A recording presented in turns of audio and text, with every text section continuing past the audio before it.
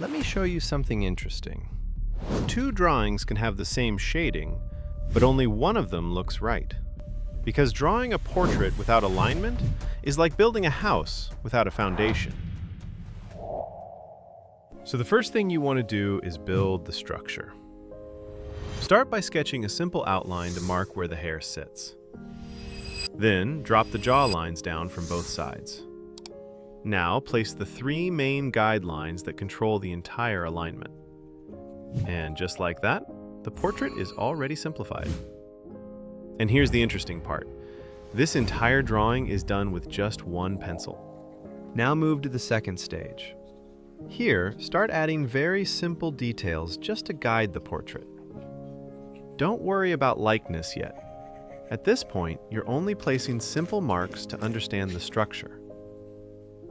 For the nose, think of it as three circles, one in the center and two on the sides.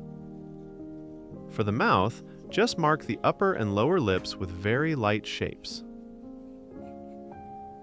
Before pushing the shading further, do one quick step that helps a lot with accuracy. Grab your phone, zoom in roughly to the same size as your drawing, and start checking the alignment. Look at the main levels, the eyebrow line, the nose, the mouth, and the ear. Make sure those lines sit on the same level as the reference, because good shading without correct proportions won't really fix the portrait. Once that looks right, start building the details more carefully.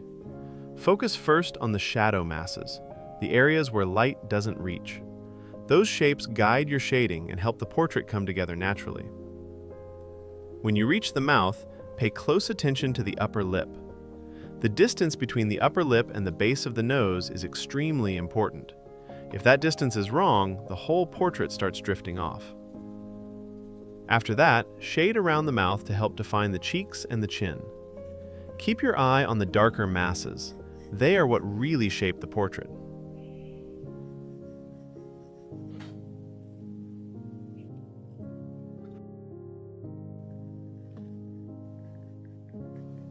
When working on the eyebrow, pay attention to its thickness. Even a small change there can affect the whole likeness. For the clothing, you don't need many details. Just make sure the body proportions feel balanced with the head.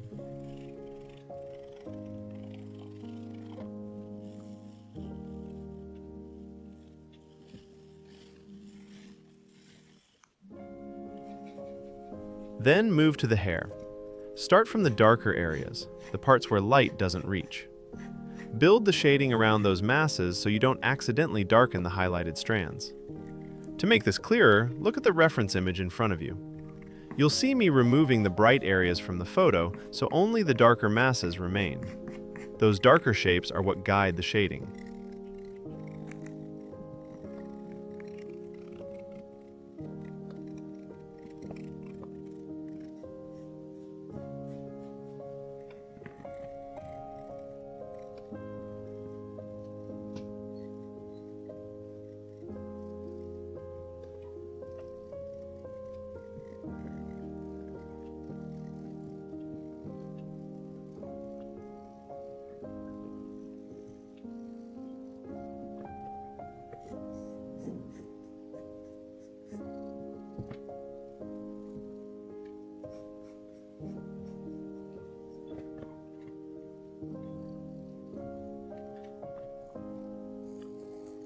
You'll also notice the small freckles on the skin. To draw them naturally, keep your pencil sharp and use very tiny circular strokes with extremely light shading. Don't press too hard, and don't make them too light either. Just keep them subtle. And finally, the eye. Train your eye to capture the correct size and placement.